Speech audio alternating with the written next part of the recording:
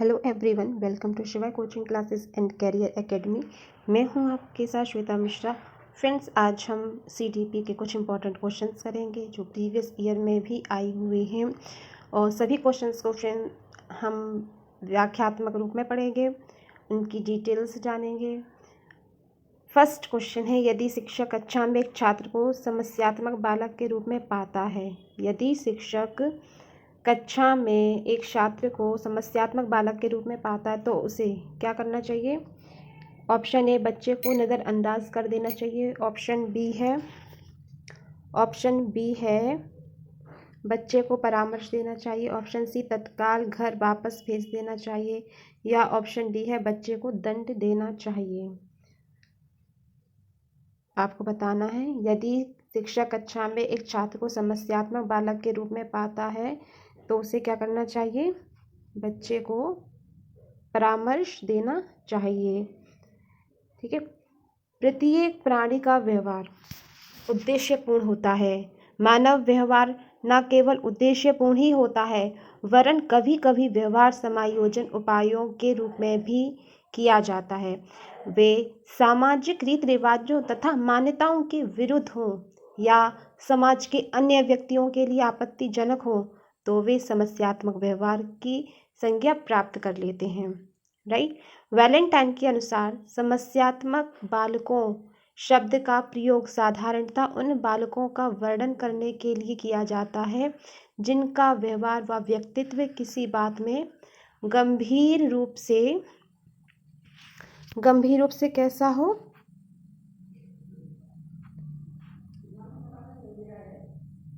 असामान्य हो। राइट। इस क्वेश्चन का राइट आंसर था बच्चे को परामर्श देना चाहिए।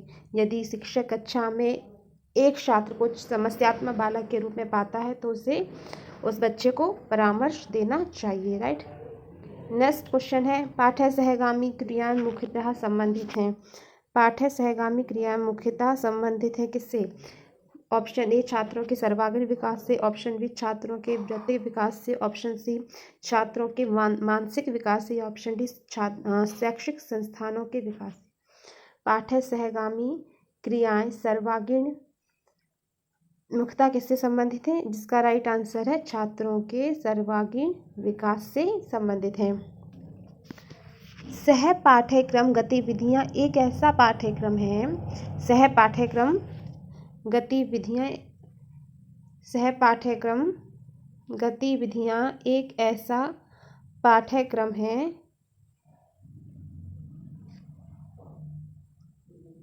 जो मुख्य पाठ्यक्रम के पूरक रूप में काम करता है। ये पाठ्यक्रम का बहुत ही महत्वपूर्ण हिस्सा होता है जो छात्रों के व्यक्तित्व का विकास करने के साथ साथ कक्षा शिक्षा को मजबूत करने में सहायक होता है। कक्षा शिक्षा को मजबूत करने में बहुत ही हेल्पफुल होता है। इस तरह के कार्यक्रम स्कूल में नियमित समय के बाद आयोजित किए जाते हैं, इसलिए इसे पाठ्येतर गतिविधियों के रूप में जाना जाता है। सह पाठ्यक्रम गतिविधियों के बहुत सारे फायदे हैं। जैसे जो सह पाठ्यक्रम गतिविधियां होती हैं वो होती हैं, जैसे मान लीजिए खेल है, बहस करना है, बहस में भागीदारी, और संगीत है, नाटक है, आदि शिक्षा को पूर्ण मदद करते हैं। बहस के माध्यम से क्या होता है कि बहस के माध्यम से स्वतंत्र रूप से खुद को अभिव्यक्त करने के लिए छात्रों को सक्षम बनाया जाता है। जब बच्चे बहस करते हैं उनको कंपटीशन में रखा जाता है, जैसे जो हम लोग बोलते हैं ना स्कूल में वाद विवाद प्रतियोगिता, तो उसमें हम अपने विचारों को रखते हैं तो बच्चे क्या सीखते हैं? बच्चे अपने खुद के विचारों को रखने में, सामने वाले के सामने अभिव्यक्त करने में सक्षम होते हैं। खेल बच्चों को फिट और ऊर्जावान बनाता है। राइट। नेक्स्ट क्वेश्चन है, निम्न में से किसने अधिगम सिद्धांत का प्रतिपादन नहीं किया? किसने अधिगम सिद्धांत का प्रतिपादन नहीं किया? ऑप्शन ए है स्किनर। ऑप्शन बी है B.S. ब्लूम। ऑप्शन सी है थॉर्नडाइक। या ऑप्शन डी है कॉलर। निम्न में से किसने अधिगम सिद्धांत का प्रतिपादन नहीं किया? इसका राइट आंसर है B.S. ब्लूम। B.S. ब्लूम ने अधिगम सिद्धांत का प्रतिपादन नहीं किया।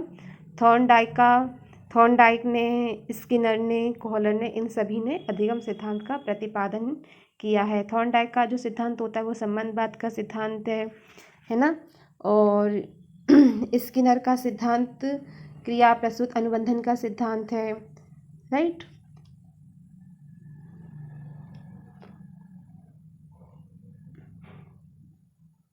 और जो सूच के सिद्धांत के प्रतिपादक थे जैसे कोहलर हैं, कोफ्ता हैं, वर्दाइमर हैं, ये गेस्टाल्टवादी सिद्धांत इन्होंने दिया है, राइट।